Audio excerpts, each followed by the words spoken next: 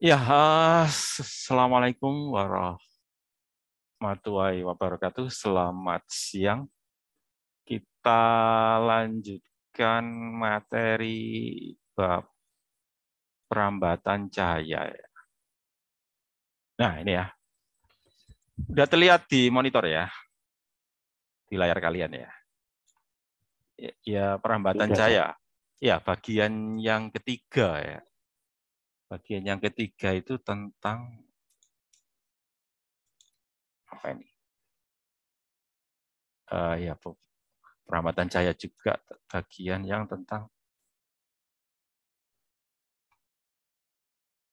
uh, tentang ini ya, tentang apa lebih ke arah penerapan ya, penerapan berbagai fenomena perambatan cahaya, di antaranya ini ya, pemantulan internal ya.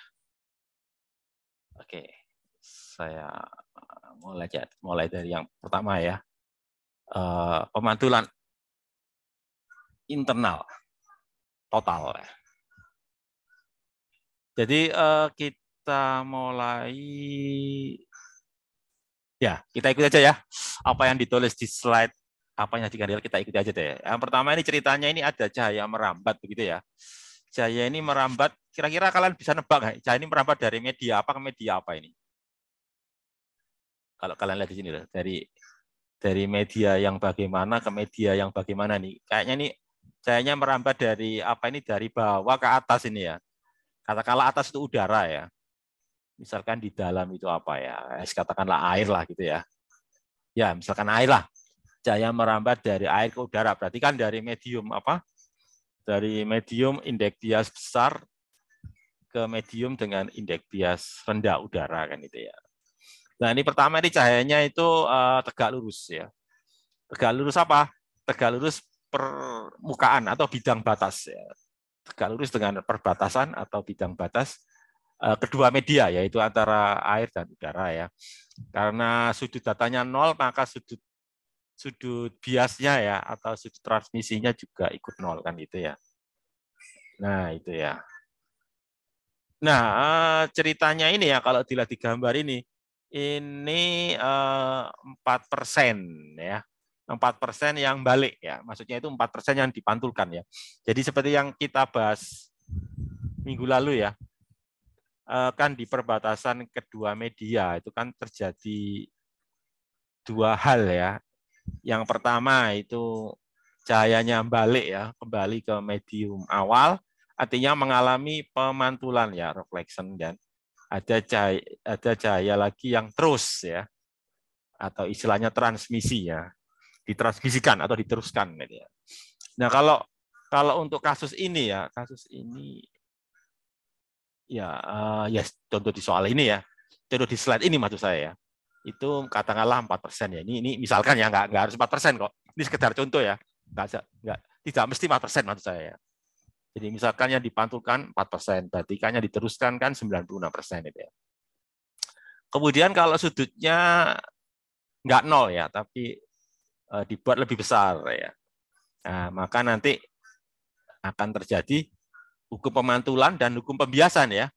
Yang dipantulkan mengikuti hukum pemantulan yaitu apa? Sudut datang sama dengan sudut pantul gitu ya.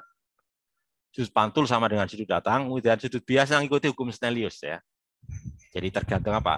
Indeks bias ya, indeks bias antara kedua media tersebut gitu ya. Nah ini ceritanya di slide ini 6% ternyata ya. Jadi yang dipantulkan ternyata lebih banyak lagi dari sebelumnya ya. Jadi 6% yang dipantulkan, yang diteruskan berarti kan 94 ya, lebih sedikit gitu ya. Nah itu. Terus kalau diperbesar lagi ya, misalkan ini ya, menjadi berapa ini? 25% ya. 20% dipantulkan ya, yang sisanya berarti 7% diteruskan ya. Jadi tetap ikuti tadi ya, yang dipantulkan ikuti hukum pemantulan, yang dibiaskan ikuti hukum Snellius gitu ya. Terus diperbesar lagi, ternyata naik lagi ya 38% gitu ya. 38% yang dipantulkan ya, berarti sisanya yang diteruskan ya. Nah, sampai pada satu kondisi ya. Kondisi seperti di apa ini? A, B, C, D, E ini ya. Apa istimewanya di E ini? Apa yang berbeda antara kondisi di E ini dengan kondisi sebelumnya?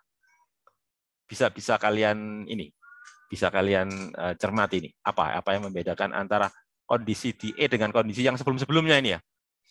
Kira-kira ada yang bisa memberikan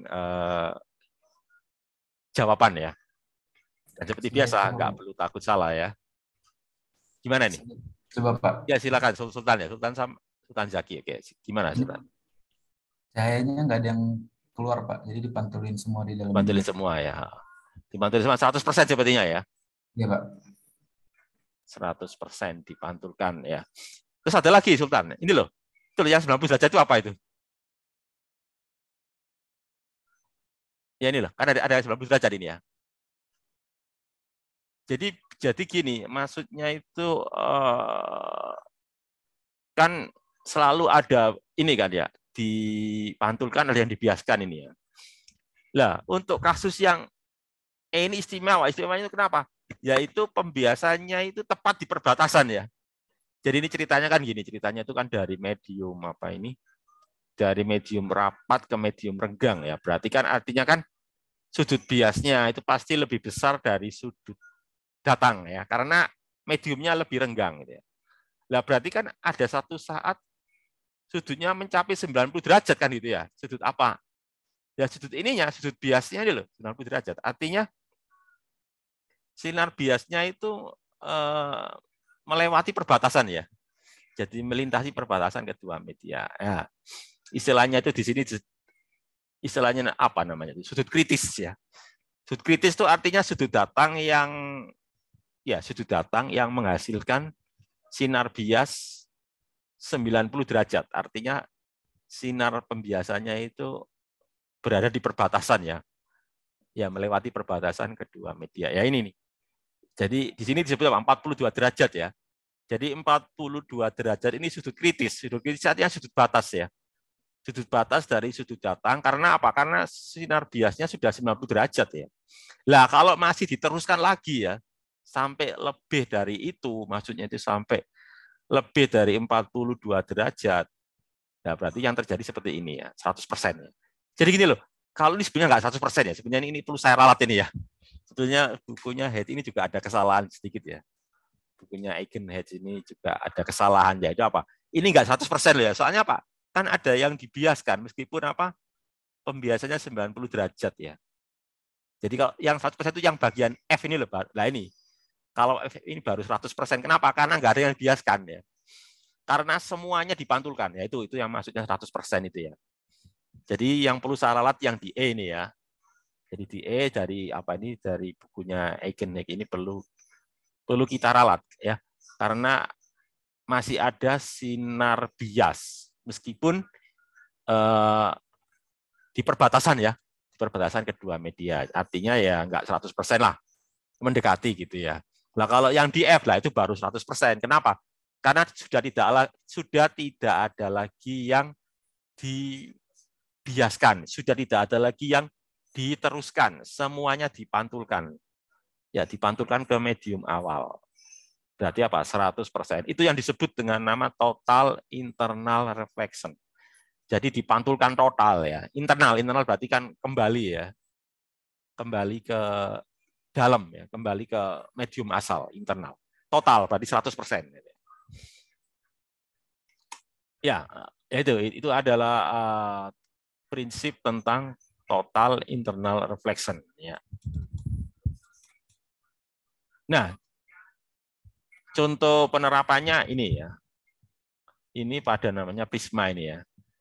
Ini kan pada prisma ya. Jadi kalau seperti ini kan, kalau yang digambar ini kan masih ada yang dibiaskan ini ya. Nah, masih ada yang dibiaskan ini ya.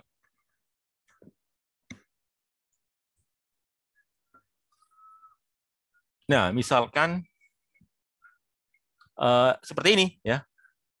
Ya ini kalau kalian cermati di A ini ya. Ini kan ceritanya ini kan sudut datang itu 45 derajat ini ya. Ini loh, bentar. Saya mau jelaskan yang gambar A ini ya. Yang gambar A ini kan pertama terjadi proses apa itu? perpindahan ini ya, perpindahan media ya, yang pertama ya. Jadi sebetulnya di situ ada 3 buah proses ya. Jadi proses pertama itu ini, dari media udara ke kaca ya, kaca prisma maksudnya ya. Kaca prisma tegak lurus ya. Tegak lurus jadi 90 derajat. Kok 90 derajat? 0 derajat ya. Karena diukur dari garis normal ya. Jadi sudut datang, sudut bias, sudut pantul semuanya diukur dari garis normal ya. Jadi kalau tegak lurus berarti 0 derajat kan, soalnya diukur dari garis normal ya. Ini yang pertama ya. Jadi dari media udara ke media kaca prisma ya. Dengan sudut datang 0 derajat ya, berarti sudut biasnya juga 0 derajat.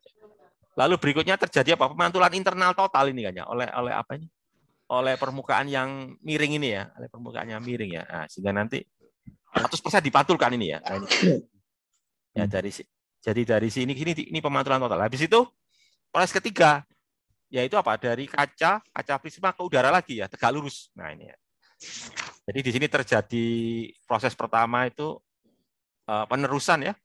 Penerusan dari udara ke kaca prisma. Proses kedua pemantulan internal total ya. Proses ketiga sebaliknya dari kaca prisma ke udara.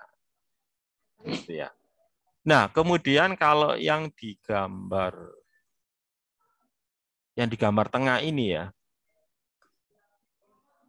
Oh, maaf. Yang B nih ya, yang B itu ini loh. Yang B itu yang ini. Ini terjadi berapa proses ini? 4 proses ini ya. Proses 1 ini kan ya. Dari udara ke kaca prisma ya. Proses 2 pemantulan internal ini nih. Ini pemantulan internal total tadi ya. Proses 3 juga sama, pemantulan internal total ya. Habis itu baru ini kembali ke udara ya. Jadi 4 kali proses ya. Penerusan dari udara ke kaca, pemantulan internal total oleh kaca ya. Pemantulan internal total lagi, lalu apa? Dari kaca ke udara ya. Ya, jadi ini adalah contoh ya. Contoh penerapan dari pemantulan internal total. Mungkin kalian tanya, ini penggunaannya di apa ya? Contoh yang paling gampang penggunaannya ini adalah di teleskop ya. Teleskop terutama istilahnya bukan teleskop ya. Setahu saya contoh penggunaannya itu di kapal selam ini ya. Jadi kapal selam ya zaman dulu ya. Zaman dulu kan, sekarang kan sudah ada teknologi kamera ya. Sekarang mungkin cara ini sudah nggak dipakai. Sekarang ada teknologi kamera digital ya. Kalau dulu kan pakai sistem optik ya. Biasanya dipakai untuk kapal selam untuk melihat permukaan air ya. Istilahnya apa ya? Istilahnya teropongnya lah. Jadi teropongnya ini nanti. Pak? Ya, periskop, bener kata Gali, periskop ya. Periskopnya kapal selam, bener. Teknologi dulu kan itu ya. Kalau sekarang mungkin sudah ditinggalkan ya, sudah ada teknologi kamera digital, bener periskop. Ya ini menggunakan prisma ya. Pokoknya ini melebihi dari 45 derajat. Soalnya sudut kritis tadi kalau nggak salah 42 ya sudut kritisnya, coba lihat tadi ya. Sepertinya sih. 42 tadi ya sudut kritisnya ya. Loh ya benar ya 42 ya. Ya, mungkin ini tadi bukan ini ya, bukan air ya. Kaca mungkin ya, kaca prisma mungkin ya. Jadi kalau lebih dari 42 sudah di total. Ini kan 45 ya, periskop kata Gali tadi benar. Itu ya. Terus berikutnya lagi. Ya, ini tadi tentang ini ya. Tentang pemantulan total tadi ya. Nah, ini apa? Totally external reflected because tentang sinar X ya. Karena frekuensi sinar X lebih tinggi ya daripada frekuensi resonansi dari atom-atom ya yang dilewati oleh sinar X tersebut ya, medianya itu ya, maka indeks bias dari sinar X ya lebih kecil dari 1. Ya, jadi indeks biasnya lebih kecil dari 1. Jadi ini maksudnya itu kalau indeks bias 1 itu udara ya. Jadi ini dari udara ke kaca ya, ceritanya gitu ya. NI kan datang ya, itu kan datang ya. Kalau T itu kan transmisi, jadi terusannya ya. Media kedua maksudnya itu. Jadi ceritanya dari udara ke kaca ya. Untuk sinar X itu yang terjadi itu ini ya, indeks bias udara itu lebih besar dari indeks bias kaca. Nah, ini kan berlawanan dengan cahaya ya. Kalau menurut cahaya kan indeks bias kaca lebih ini ya. Indeks bias kaca kan lebih besar dari indeks bias air udara ya. Air itu udara ya. Ya, tapi kalau di sinar X sebaliknya itu ya. Sehingga menurut Compton ya, sinar X ya pada lempengan kaca ya mempunyai sudut kritis ya sekitar 10 menit of arc. Kalian ngerti menit ya? Menit itu gini loh.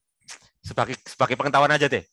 Biasanya ukuran derajat itu ya ada beberapa, kalau sudutnya terlalu kecil tuh kadang dibagi lagi menjadi lebih kecil lagi. Jadi gini, 1 derajat sudut gitu ya. Itu ya kayak jam lah, ya niru jam ya. 1 derajat itu sama dengan 60 menit. Ya. Terus nanti 1 menit sama dengan 60 detik gitu ya. Tapi bukan jam loh ya.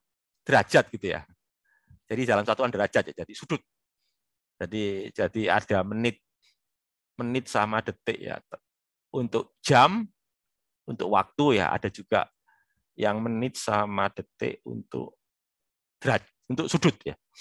Jadi gampangnya itu 1 derajat sama dengan 60 menit ya. Terus 1 menit itu 60 detik ya. Itu ya mungkin itu tidak umum sih, tapi banyak dipakai ya zaman dulu ya. Mungkin sekarang kan ada koma-koma ya. Kalau dulu masih menggunakan menit, detik gitu ya untuk derajat ya. Kalau sudutnya lebih kecil dari itu gitu ya.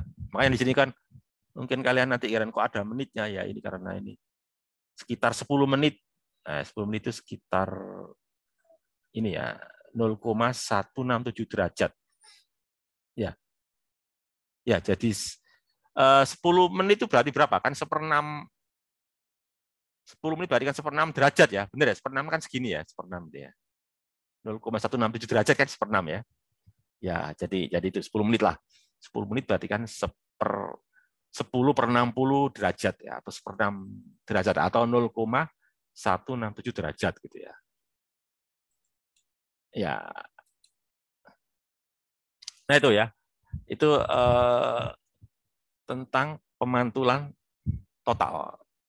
Nah, terus berikutnya ada lagi namanya the evanescent wave ya. Nah, ini kalau kalian cermati, ini kan bentuk eksponensial dari gelombang ya. Jadi kan kemarin kan gelombang bisa kita nyatakan dalam sin dan dalam cos ya.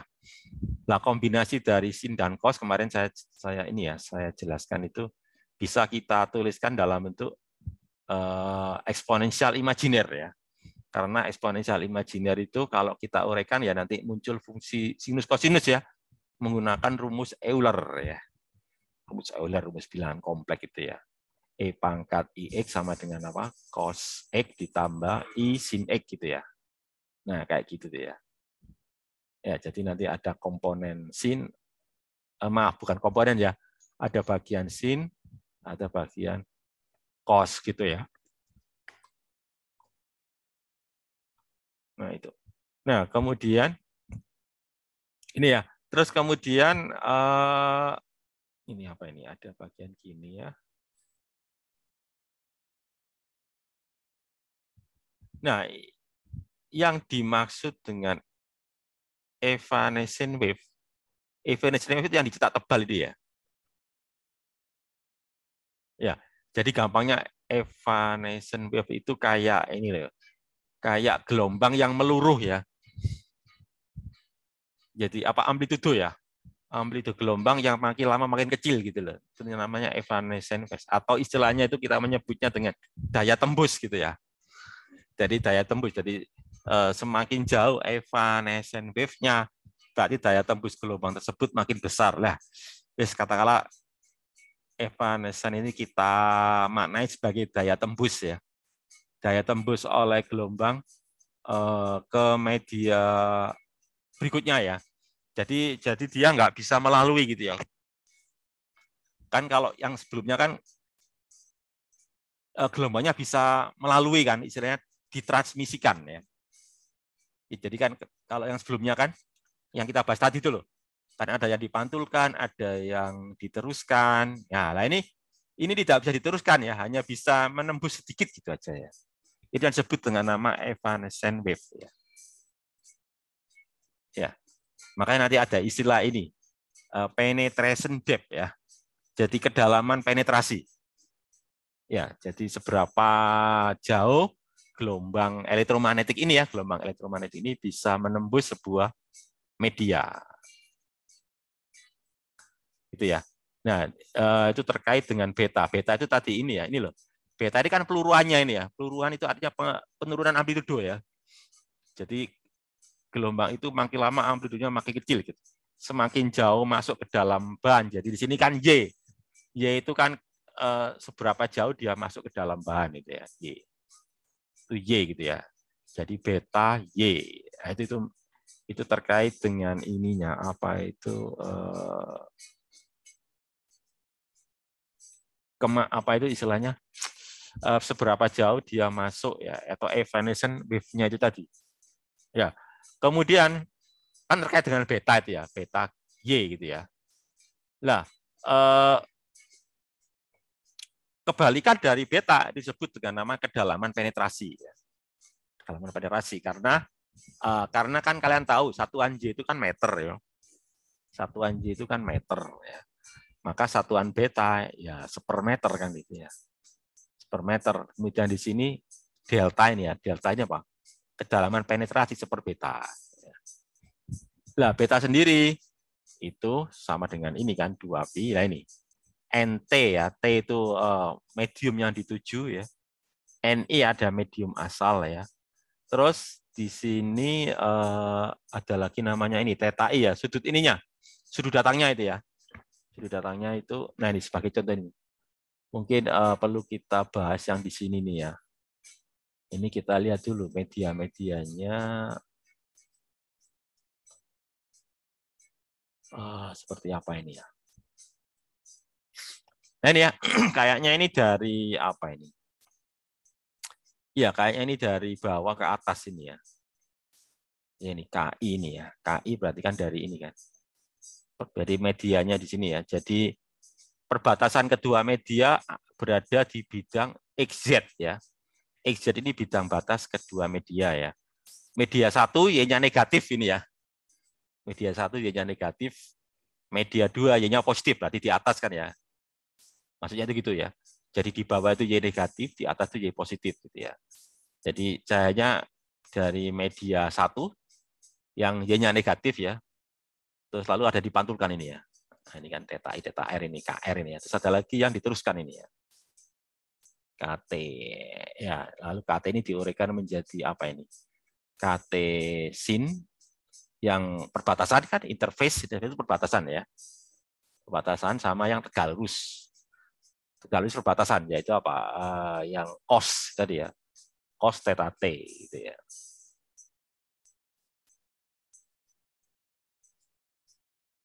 Nah, tentang evanescent wave.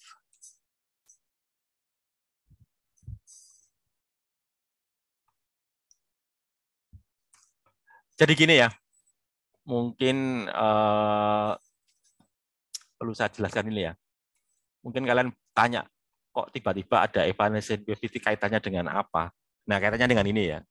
Jadi gini, kalau yang kita bahas sebelumnya itu ya, yang kita bahas sebelumnya itu kan media-media ya, yang apa ya istilahnya itu? Kalau di medan elektromagnetik itu namanya bandi elektrik ya.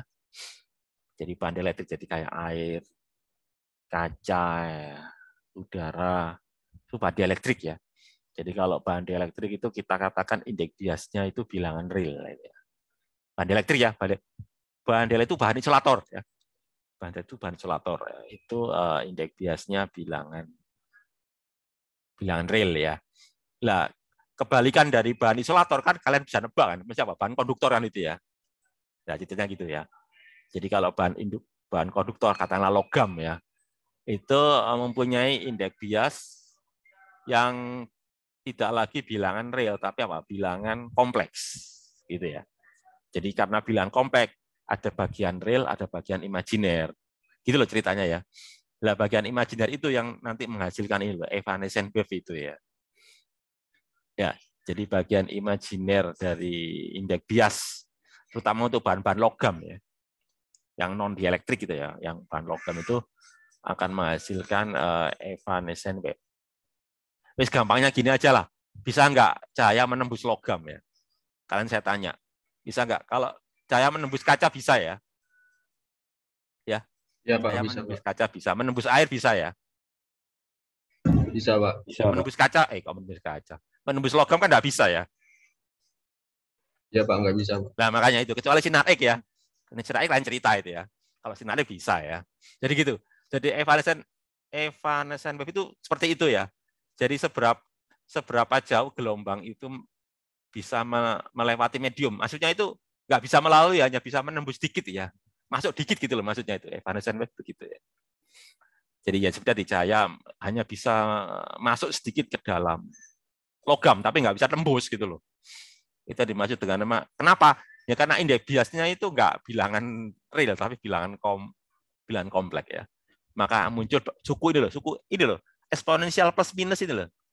Lebih tepatnya sih bukan plus ya, yang tepat itu minus ya.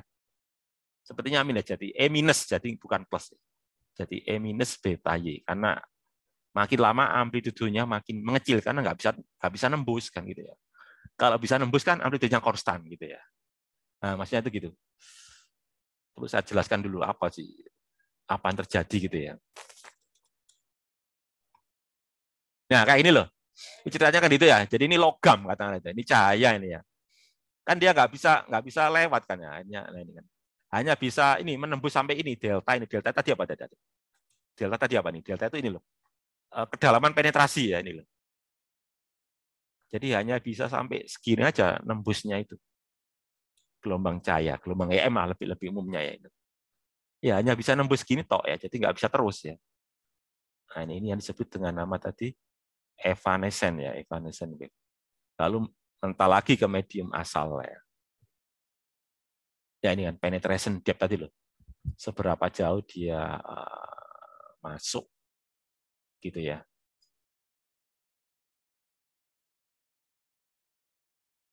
Ya, ini terkait dengan media-media yang tidak bisa dilewati cahaya ya. Media-media yang tidak bisa dilewati cahaya, artinya media-media yang tidak transparan ya. Kenapa nggak transparan? Karena indeks biasnya tidak real ya. Indeks biasnya itu bilangan kompleks. Makanya dia nggak transparan.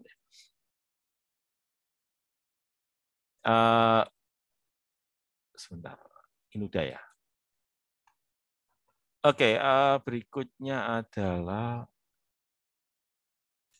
tentang ini ya, reflection. Kembali ke soal yang kita bahas awal-awal ya. Jadi tentang apa itu? Cuma dengan pendekatan Stokes ya, menggunakan teori Stokes untuk apa ini? Jadi menggunakan teori yang lain ya. Karena ada banyak teori sebetulnya itu ya. Terkait dengan apa pembiasan dan pemantulan dan pembiasan ya. Ini menggunakan pendekatan Stokes ya, treatment Stokes. Ya, jadi ini digunakan medan listrik ya. Sebetulnya sih kan ada dua bagian ya, gelombang EM itu kan. Ada bagian listrik dan ada bagian magnet ya.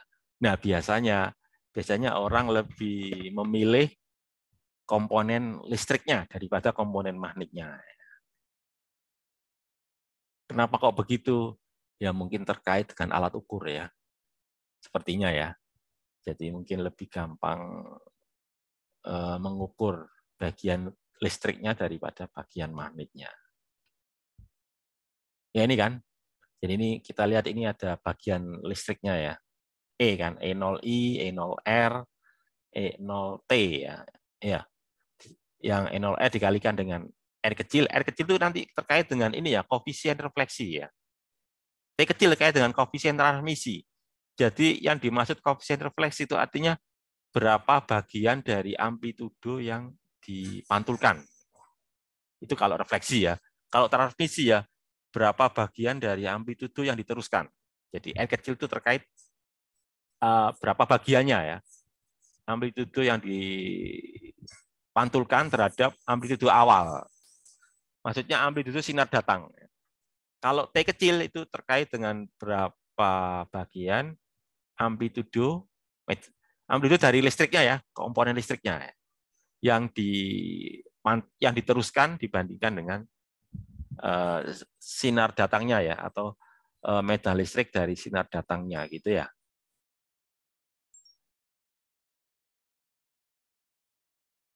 Nah itu ya, itu terkait dengan Stokes treatment ya, terkait dengan koefisien amplitudo ya, koefisien amplitudo untuk medan listrik dari gelombang cahaya atau gelombang elektromagnetik tersebut gitu ya.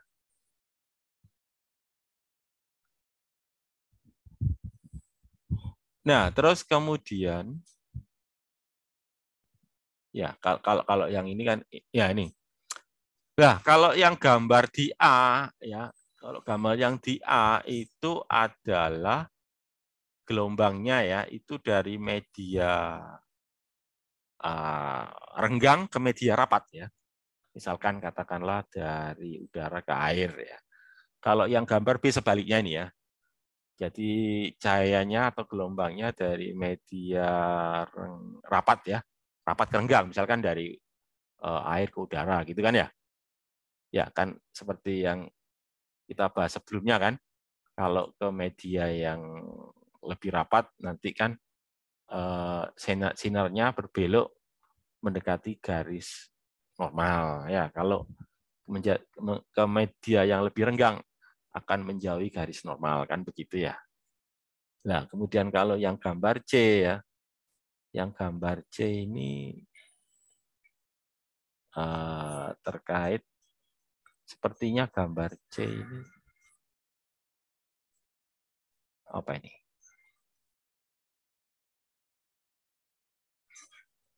Ada ini ya, sebentar. Kalau ini kan dipantulkan ini. Tidak ke sana ya. Apa? Sepertinya perpaduan ya. Kalau saya amati ini kayak perpaduan ya. Perpaduan antara kondisi A sama kondisi B ya. Oke, kita lihat saja ya. Di sini ya. Antara di C sama di B ya.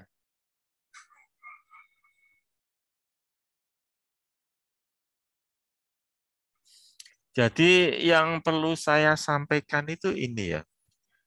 Kalau kalian cermati itu ada R ya. Ada R, ada juga R aksen itu ya. Ya.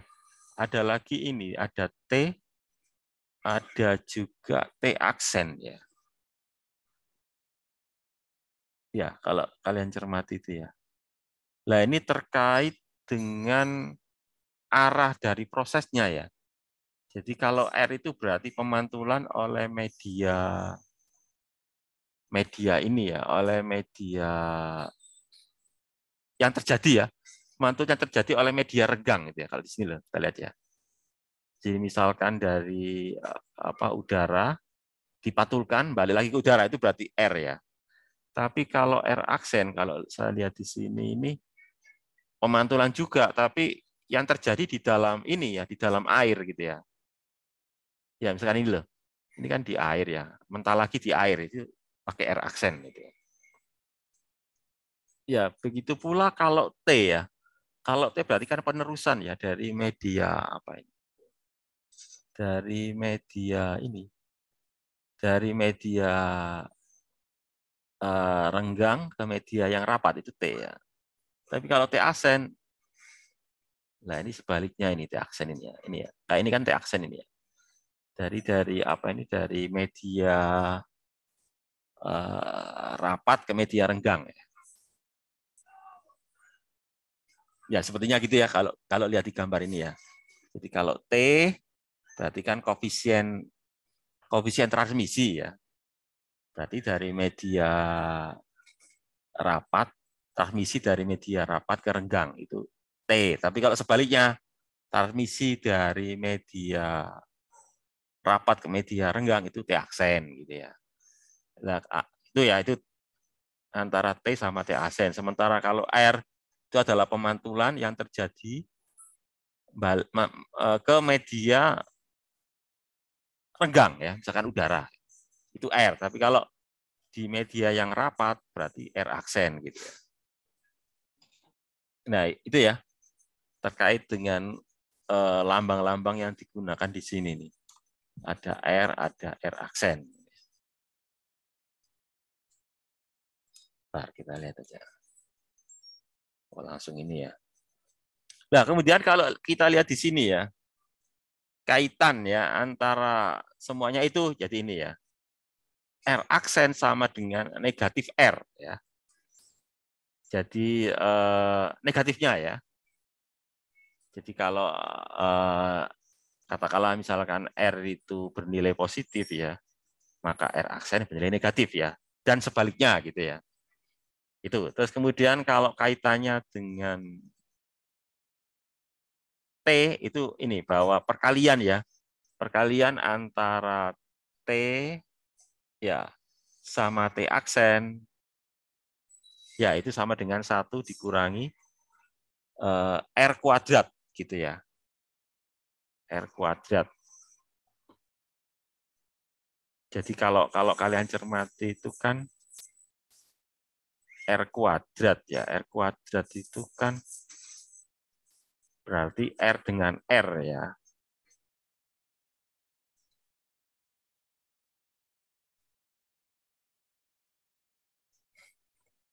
Nah, hubungan ini berasal dari hubungannya di atasnya itu ya. Hubungannya di atasnya itu ya. Jadi misalkan ini ya, E0I itu berarti kan amplitudo ya, amplitudo di I sinar datang ya. Ya, TT aksen gitu ya. Plus E0I RR ya sama dengan E0I. E0I berarti terkait yang ini tadi ya. Lah yang ini kan ya. Ini ya. Ini kan dari ini ya. Ini kan E0I ini ya.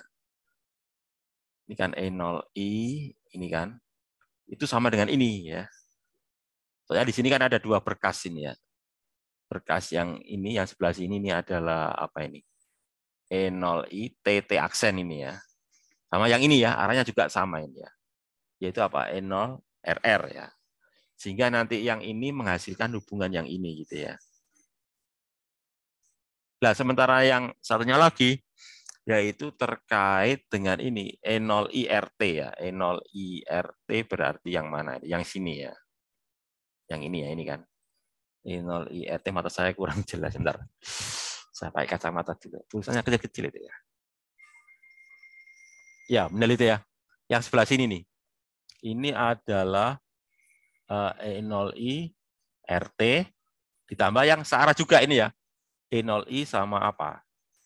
TR aksen yang sebelah sini nih ya. Nah itu kan di sini kan tidak ada ini, berarti kan 0 ya. 0 ya, soalnya di sini kan tidak ada ya. Jadi hubungan ini ya, atau di sini disebut dengan nama Stokes relation ya. Stokes relation itu berawal dari ini kan. Ya, kondisi apa itu, kondisi asal ini ya. Ya, terus ini kalau arahnya sebaliknya gitu ya. Ya, lalu dikombinasikan. Sehingga didapatkan ini hubungan Stokes ya atau Stokes relation ya antara koefisien-koefisien yang tadi saya singgung ya. Yang pertama koefisien R aksen, koefisien T aksen ya. Kalau koefisien R kan terkait pemantulan di media yang renggang ya. Kalau R aksen terkait pemantulan di media yang rapat ya. Gitu kan. Kalau T terkait dengan koefisien transmisi dari media renggang ke rapat ya. Kalau T aksen sebaliknya ya. Terkait koefisien transmisi dari media rapat ke renggang gitu ya. Dan hubungannya mengikuti ini ya, Stokes relation ya. Seperti yang diilustrasikan pada gambar di sini ya. Ya, gambar di sini antara gambar ini sama gambar ini ya. Itu yang dibandingkan gitu.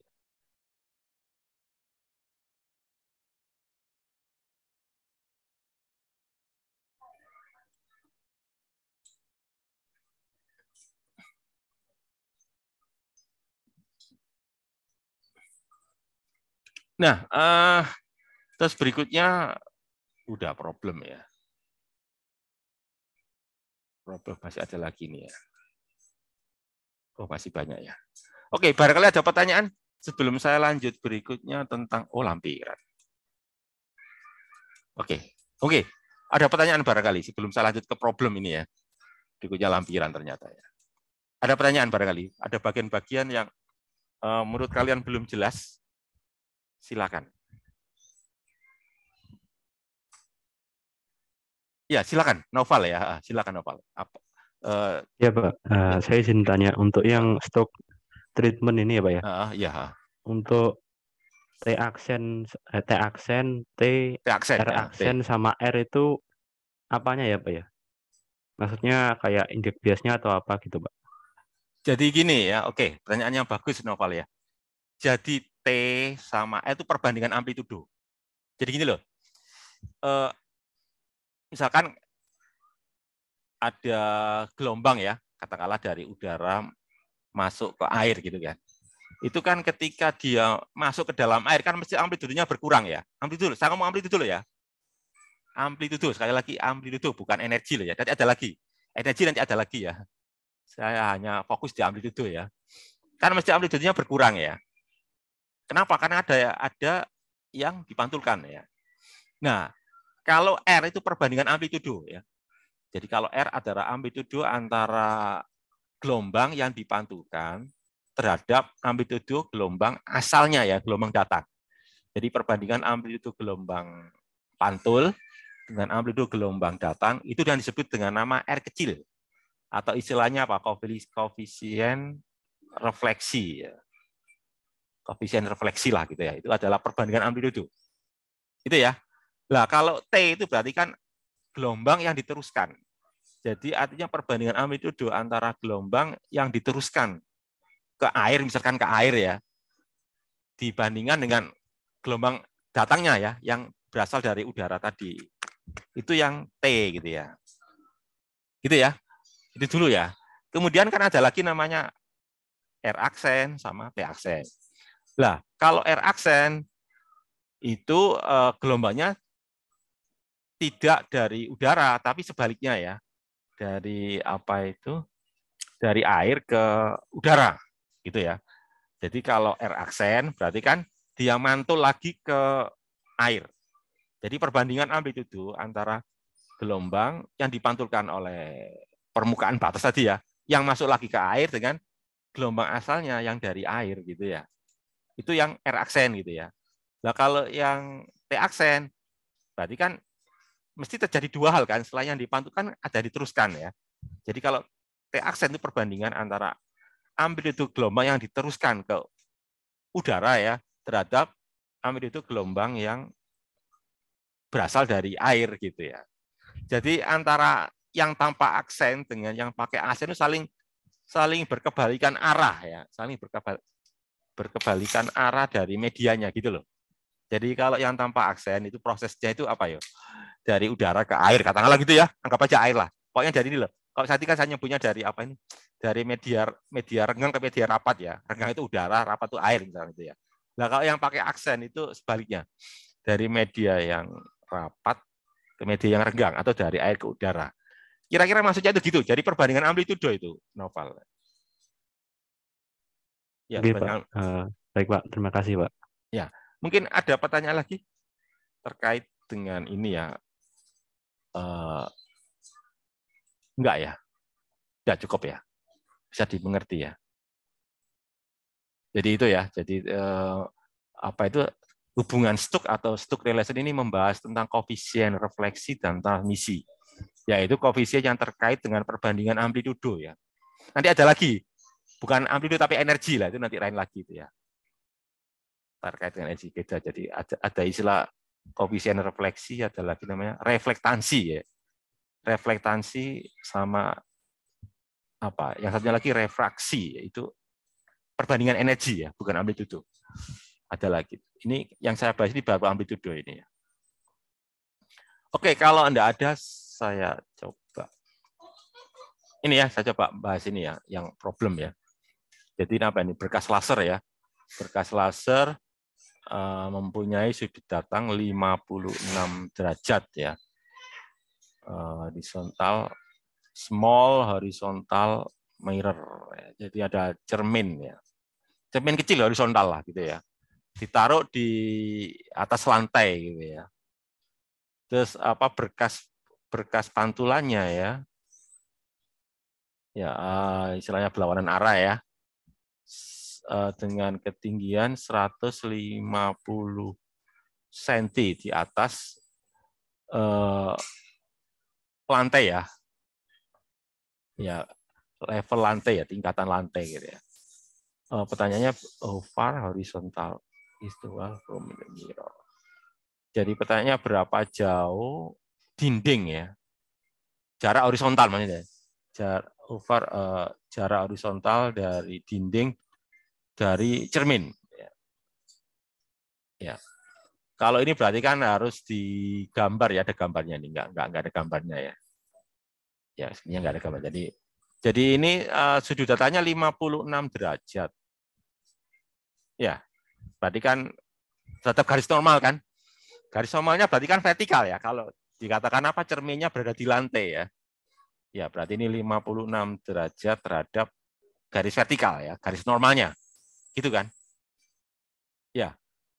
Terus dikatakan itu cahaya pantulnya itu dipantulkan ya dalam arah berlawanan sampai ketinggian berapa tuh? 150 cm ya. Di atas lantai lah, permukaan lantai gitu ya. Jadi jarak horizontalnya itu berapa kalau sampai 150 ya. Berarti kan ini tadi kalau soal kayak gini kan terkait dengan soal masalah ini ya. Masalah trigonometri ini ya. Ya, mungkin gambarannya seperti inilah. Kalau 56 150 ya. Kan ini kan apa ini? Pantulannya ya. Ya berarti ya cuma gini aja sih, enggak terlalu sulit kalau seperti itu ya. Bentar, saya mau jelaskan pakai ininya ya. Pakai whiteboard ya. Bentar. Udah terlihat whiteboard ya? Ya. Sudah, Jadi Pak. gini sih sebetulnya sih. Ini lantai lah gitu ya. Ini lantai gitu ya. Lantai ini saya gambarnya pakai mouse, jadi mungkin gambarnya nggak terlalu bagus ya, nggak apa-apa ya. Sepertinya sih gini ya. Nah, katakanlah ini cerminnya lah gitu ya. Ini cerminnya lah. Cerminnya gini. Berarti kan garis normalnya kan ini ya. Tegak lurus kan. Ini garis normalnya ya. Ini normal. Garis normal ininya. Permukaan cermin ya. Yang tadi untuk memantulkan berkas laser itu ya. Nah, lalu ini kan 56 derajat ya ini. Katakanlah ini berkas sinar datangnya ini ya. Gini kan ya. Ini sinar datangnya ya. Ini berkas sinar pantulnya gini ya. Ini saya gambarnya pakai mouse ya, jadi mungkin gambarnya nggak lurus gitu ya. Nah, terus ini 56 ya, otomatis kan sebenarnya ini theta I ya. Theta I berarti kan sinar datang ya. Berarti 56 ya. 56 derajat. Berarti ini kan juga sama ya, theta apa ini? Theta R ya. Theta I, theta R juga sama ini. 56 derajat. Nah, ini kan. Ya. Nah, di soal mengatakan ini ketiganya sampai berapa? 150 ya. Katakanlah nih H lah kata ya. 150 meter kalau nggak salah tadi ya. Ya benar ya, coba kita lihat dulu. Takutnya salah. Ya, 56 150 cm ya benar. 56 150 cm ya benar. Oh, 56, 100. Oh, sorry. Mana tadi? Ini ya. Ya, jadi ini 150 cm benar ini. 150 cm ya. Nah, ini kan berarti ya. Ini 150. Sampai ini kan. Lah, soal tanya ini. Jadi kalau gitu jarak ini berapa? Ini jarak bendanya lah. Jarak horizontalnya loh. Ini berapa ini jarak ininya ya? Jarak horizontalnya lah. Ini kira-kira kalian bisa jawab nggak? Ini berapa ini? Sebut aja ini X lah gitu ya. X-nya berapa ini? Bisa nggak ngitung ini kalian? Soalnya tanyanya gini sebenarnya. Jadi problem trigonometri ini ya. Jadi kalau ini 150 cm ya. Ini sudutnya 56, berapa jarak ini? Kan hanya persoalan tangen, sinus, kosinus gitu kan ya. Saya kira gampang lah. Kan kalian bisa cari ini dulu kan, pakai rumus tangen kan ya ini loh. Kan kalian tahu, tangen 56 berarti kan apa? Tangen 56 ya. Berarti kan separuhnya X gitu ya. Separuhnya X dibagi ini kan ya. Tangen 56 itu loh.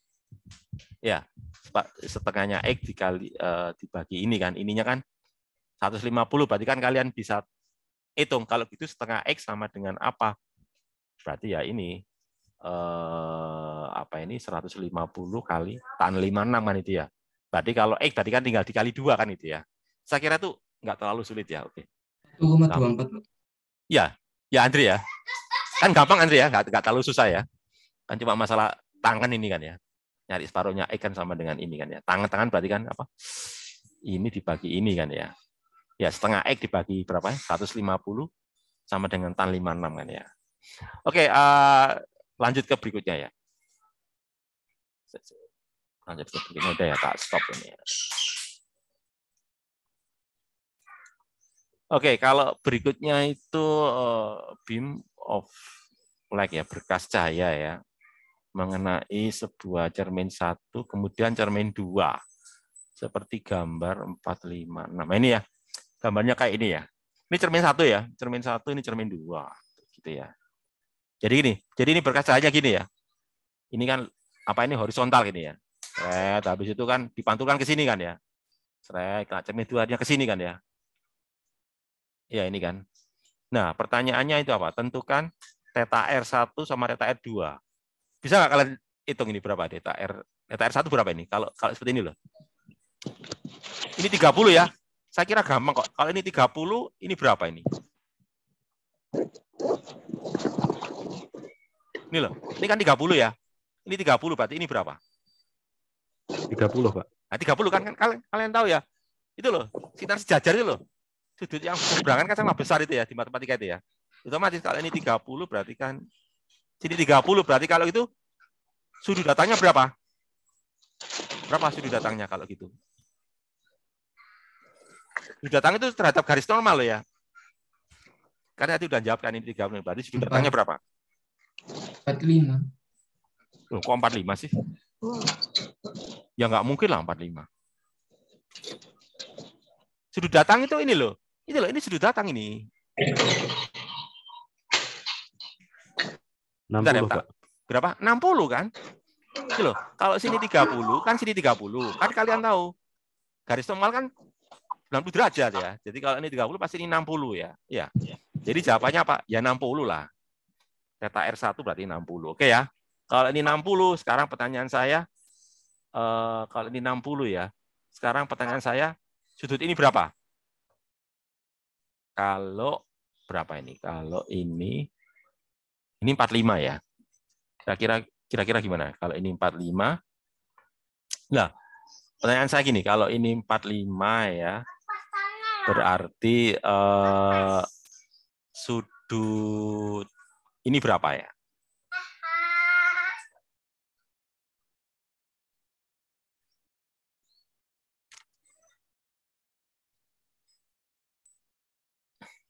Bisa nggak dihitung ya? Atau gini aja deh, daripada bingung membayangkan ya, saya tuliskan aja deh gambarannya ya, pakai whiteboard aja deh. Meskipun whiteboardnya tulis aja, nggak lurus ya, nggak apa-apa lah. Saya coba ilustrasikan di sini ya, pakai whiteboard. Yang tadi ya. Oke ya, yang berikutnya deh. Nah, ceritanya kan ini ya, ini kan bentar, saya lihat dulu ya. Gambarnya seperti apa ya, saya agak ada cermin 1 30 derajat ya terhadap horizontal. Oke.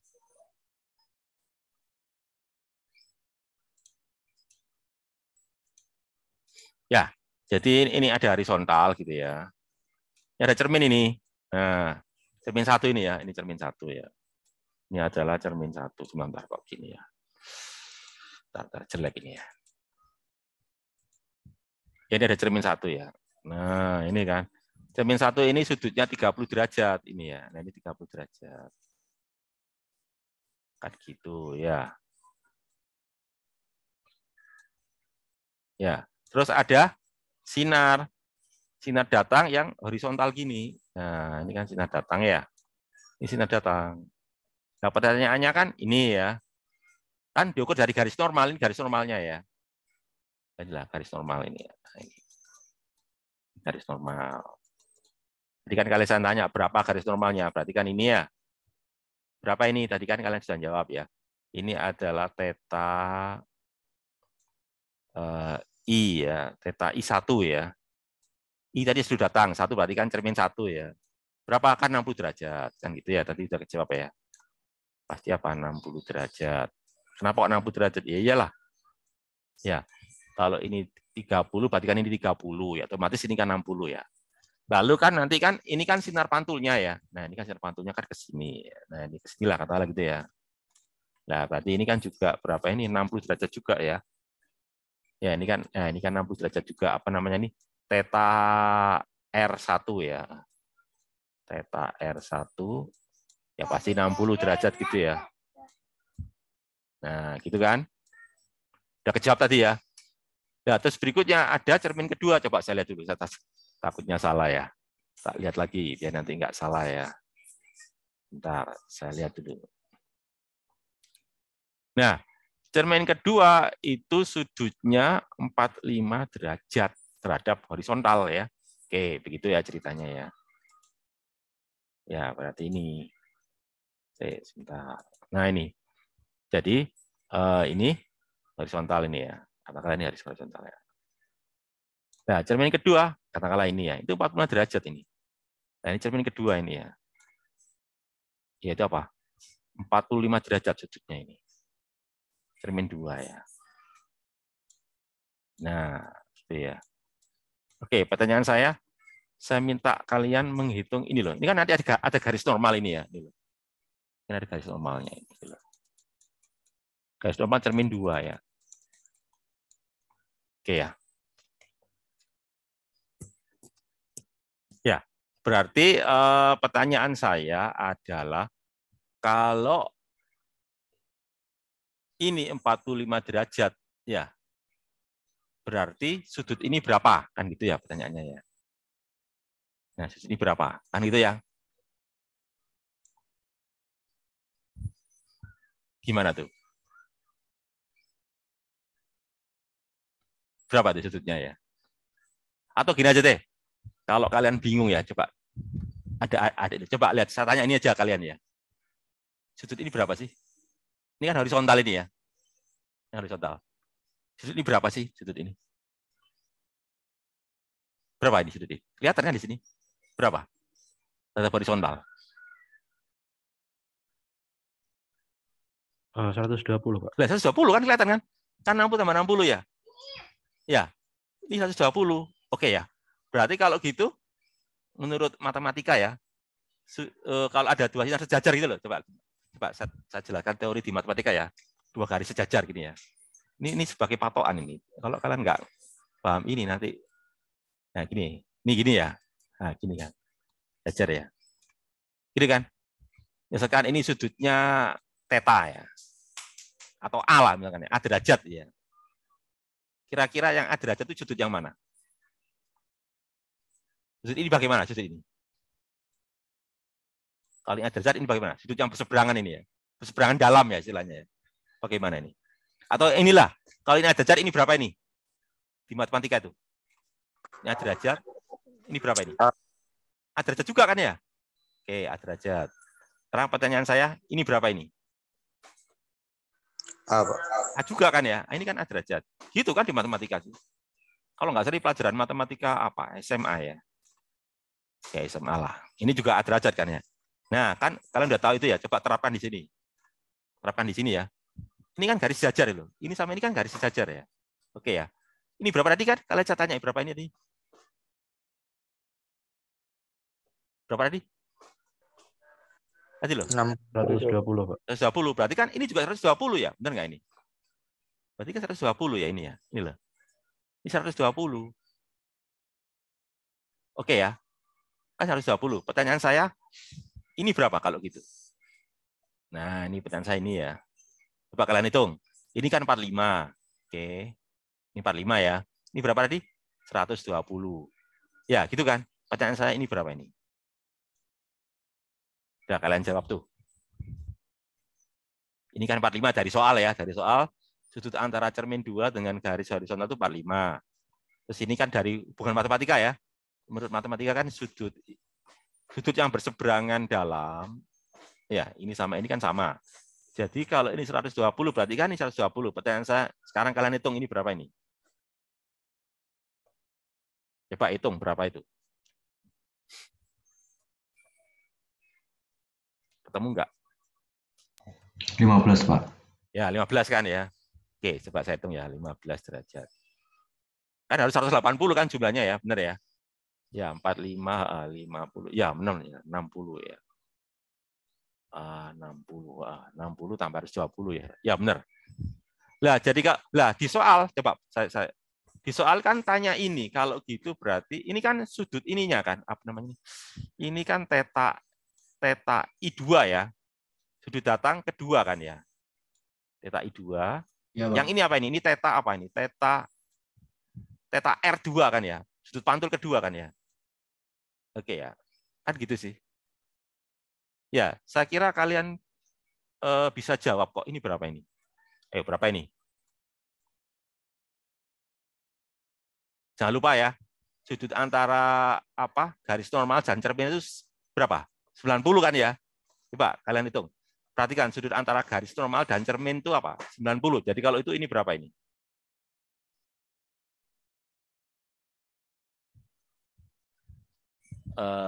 Berapa? Sebentar, ini saya salah ya. Ini tadi gini ya. Bentar. Ini gini ya. Kayaknya ini saya salah. Ini maksudnya nanti gini ya, maaf. Gini nanti ya. Maaf saya salah ini. Ini adalah ini ya. Coba pertanyaan saya ini coba kalian jawab ini berapa ini? Theta I2 berapa ini? 75, Pak. Ya, tahu dari mana 75? Benar 75, dari mana 75? Benar. Dari 90 kurangi 15 kan ya? Ini kan cerminnya ini ya. Ya. Ini cerminnya ya. Berarti ini juga sama ini. Ini juga berapa? 75 derajat. Gitu kan ya? Nah, itu ya. 75 derajat ya. Nah, itu. Ya, oke ya. Udah kejawab ya. Jadi jawabannya itu ya.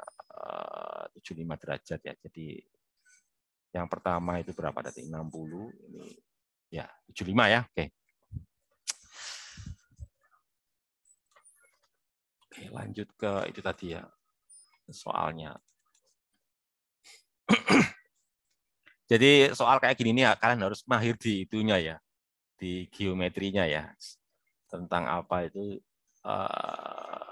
sinar-sinar sejajar garis sejajar ya. Garis sama motong dua garis sejajar. Oke, saya lanjutkan yang ini ya.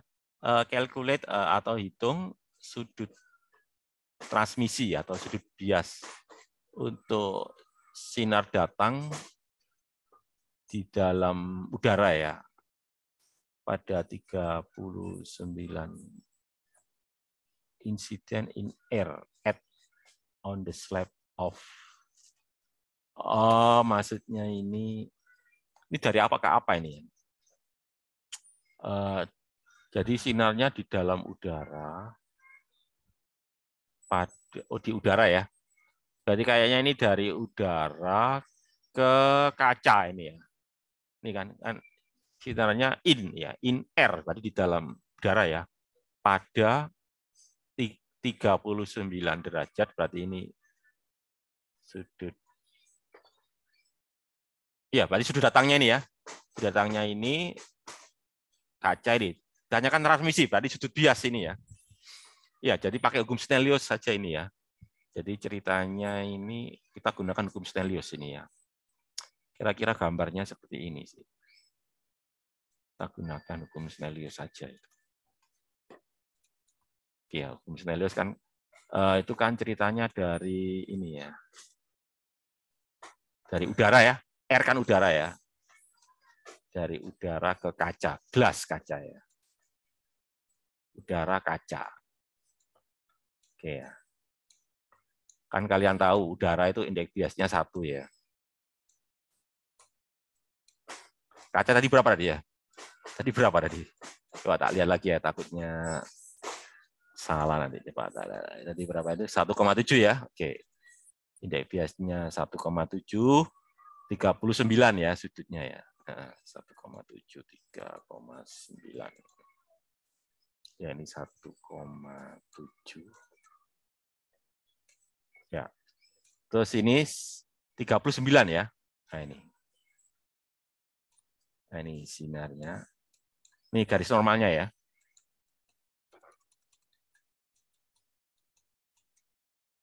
Ya ini jadi ini 39 derajat.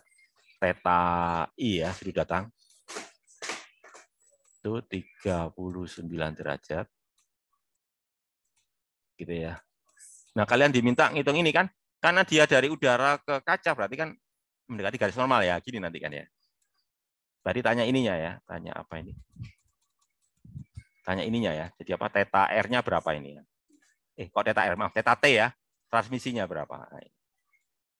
Nah, tanya ini. Gimana? Ya, kalian gunakan hukum Snellius ya. Hukum Snellius berarti kan ini ya, NI ya, NI berarti kan N1 ya. NI N1 ya. Sin theta I gitu ya. Hukum Snellius ini ya, sama dengan apa NT ya, NT apa ini sin theta T kan gitu. Ya. N satunya N udara ya. N udara berarti kan 1 ini. N udara berarti kan 1 kalikan berapa? Sin 39 derajat ya. Tinggal aja kalikan sin 39. Sorry. 39 derajat ya. Ini kan 39 derajat. NT-nya berapa itu? 1,7 ya. Kalikan apa? Sin theta T. Sekalian cari sendiri ya. Saya kira ini soal gampang nih ya. Soal di SMP barangkali ya. Ya, cari sendiri ya, gampang kan ini ya. Pakai kalkulator gitu ya. Ya, apa itu theta T-nya berapa gitu ya. Theta T-nya berapa gitu ya. Gampang lah. Pakai kalkulator biasa ya. Oke, saya lanjut aja ya. Kayaknya sudah habis ya. Tadi apa? Lampiran ya, coba lah. Coba meskipun lampiran coba kita cermati. Ya ini ya, berikutnya ini lampiran. Oke, tentang lampiran ya. Lampiran. Oh, yang kemarin itu ya. Kan ada gelombang bidang ya. Gelombang bola sama gelombang silinder ya. Kemarin masih ingat ya? Perbedaan antara gelombang bidang, gelombang bola sama gelombang silinder itu terkait apa? Sumbernya kan gitu ya kemarin ya. Kalau spherical sumbernya biasanya berupa titik ya. Berupa titik atau permukaan bola ya. Itu nanti menghasilkan spherical. Tapi kalau silinder gelombangnya adalah berupa garis ya, garis lurus. Yaitu apa? Sumbu silinder. Tapi kalau gelombang planar itu berupa bidang ya, bidang datar. Datar itu bedanya ya. Ya, terus berikutnya apa lagi tentang apa ini? Untuk yang spherical ini ya. Nah ini kan, kalau spherical berarti kan sumbernya berupa titik ini kan ya. Titik sehingga gelombangnya membentuk lingkaran. Kalau 2 dimensi, kalau 3 dimensi ya permukaan bola ya. Ini gelombang sferis ini. Spherical. Kemudian ada problem ini ya. Ada problem. Ya, ada 10 problem ini ya.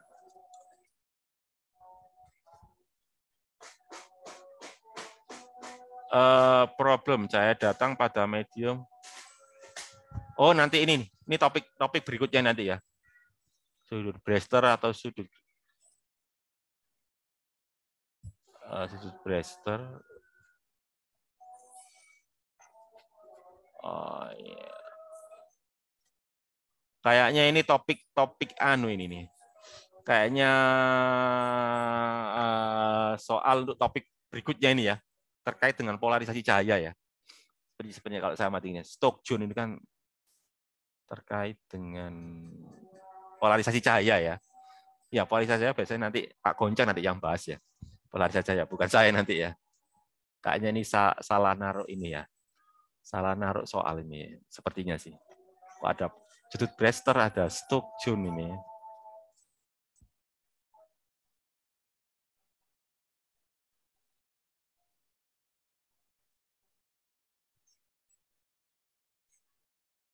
Oh, kalau ini ya, kalau ini tentang ya bisa kalau ini ya. Oke, atau gini aja deh. Yang sesuai dengan topik kita nanti coba kalian kerjakan ya. Bukan kalian kerjakan, kalian coba ya. Kalian coba lah. Kalau misalkan ada persoalan nanti bisa didiskusikan di pertemuan minggu depan ya. Minggu depan ya. Nanti kita alokasikan waktu untuk pertanyaan kalau ada yang perlu ditanyakan ya dari soal satu. Memang beberapa ini terkait dengan topik bahasan berikutnya ya tentang polarisasi cahaya ya. Ya nanti aja saya kira itu aja. Atau ini sebelum saya akhiri ya, mungkin ada yang perlu ditanyakan lagi terkait yang tadi saya bahas ya. Masih ada 10 menitan lah. Barangkali ada pertanyaan, 10 menitan waktu. Nggak ada ya? Saya mau tanya. Ya silakan Otavia. Gimana Otavia? Yang materi tentang perambatan cahaya itu kan kalau saya lihat di classroom itu kan ada 3 PPT ya Pak ya. Tapi yang pertemuan kemarin kan libur, jadi libur, belum ya. dijelasin sama Bapak itu gimana ya Pak ya? Oke, ya. Jadi terkait dengan libur, libur apa kemarin ya? Libur apa kemarin? Libur Waisak ya? Nyepi, Waisak. Pak. Nyepi ya. Ya. Sebenarnya topik yang menarik ya. Jadi pendekatan menggunakan teori medan elektromagnetik ya. Jadi gini aja. Coba itu kalian pelajari dulu ya, pelajari dulu. Kalau misalkan ada yang perlu ditanyakan nanti bisa kalian tanyakan di pertemuan kita minggu depan, besok ya. Ini hari apa? Hari Selasa ya. Hari Kamis lah gitu ya. Hari Kamis ya. Jadi yang tidak jelas saja ya, yang tidak jelas dari poin-poin yang ada di pertemuan yang hari Kamis itu ya, yang kena libur nasional itu ya. Ya. Atau mungkin ada yang perlu ditanyakan dengan topik yang itu. Gimana? Coba ya, saya buka ya itunya ya. Saya coba buka slide-nya ya. Ada barangkali ada yang ditanyakan? Bentar, saya ganti slide ya. Bentar, saya mau ganti slide dulu ya. Oke, sebentar ya. Tak buka slide-nya dulu ya.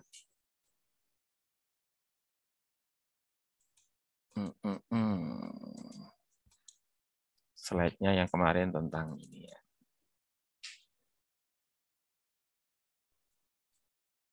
Ya, oke.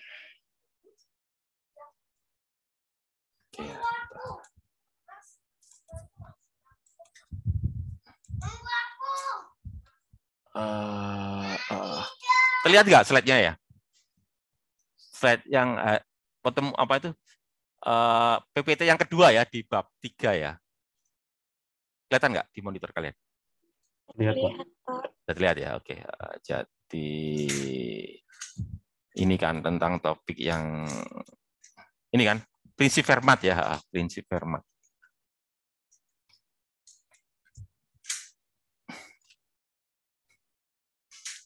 Ya, jadi kalau prinsip Fermat ini kan terkait dengan perambatan cahaya juga ya. Jadi lebih ke arah geometrinya ya. geometri dari perambatan cahaya. Seperti ini kan proses pembiasan cahaya ya. Proses pembiasan cahaya menggunakan prinsip Fermat gitu ya. Nah, kayak ini kan pembiasan cahaya yang berlapis ya. Jadi pembiasannya nggak cuma satu kali ya, tapi berkali-kali ya. Istilahnya itu apa? Lapis jamak ya. Lapis jamak itu maksudnya itu berlapis-lapis, jamak itu kan banyak ya. Jadi berlapis-lapis ya. Jadi pembiasan berulang ya, menggunakan prinsip Fermat gitu ya. Nah, termasuk ini ya, ini contoh ya. Contoh pembiasan tapi apa itu penyelesaiannya menggunakan ini tadi, integral tadi ya, integral Fermat tadi ya. Ini loh tadi ya. Integral ini tadi ya. Istilahnya itu optical path length ya. Karena kenapa disebut optical? Karena terkait dengan indeks bias ya. Jadi optical path length karena terkait dengan indeks bias ya. Kalau nggak ada optikalnya berarti kan ya panjang lintasan, tapi kan ada faktor indeks bias ya. Makanya disebut optical path length. Kalau path length ya cuma lintasan aja. Ya, contoh penerapannya ya ini. Misalkan istilahnya apa ya? Fatamorgana ya. Jadi fatamorgana itu apa sih? Fatamorgana itu kayak di tempat jauh terlihat kayak air ya, padahal itu bukan air ya. Itu bukan air, tapi apa? Udara panas ya. Jadi udara panas kalau kita amati dari jauh seperti di situ ada permukaan air. Ya. Jadi udara panas itu berperilaku seperti permukaan air sehingga orang terkecoh ya. Fatamorgana itu kan kayak terkecoh gitu ya. Kamuflase lah istilahnya itu. Nah ini pendekatan menggunakan elektromagnetik ya. Ya sebetulnya topik ini juga bagus ini ya. Oke, nanti gini aja deh. Topik ini kalian pelajari dulu ya. Nanti untuk hal-hal yang tidak jelas ya, nanti akan bisa ditanyakan di pertemuan lanjutannya ya. Nanti saya alokasikan waktu untuk membahas apa yang perlu kalian tanyakan tentang ini ya. Saya kira itu aja ya. Karena ya saya kira itu dulu ya, karena waktunya juga sudah mau jam 3 ya. Oke ya, jadi kalian pelajari dulu, nanti kalian tanyakan di pertemuan lusa ya. Lusa ada lagi tuh ya, hari apa? Di Kamis ya. Saya kira itu aja ya. Saya akhiri aja ya. Assalamualaikum warahmatullahi wabarakatuh. Waalaikumsalam warahmatullahi wabarakatuh. Terima kasih, Pak. Ya, sama-sama.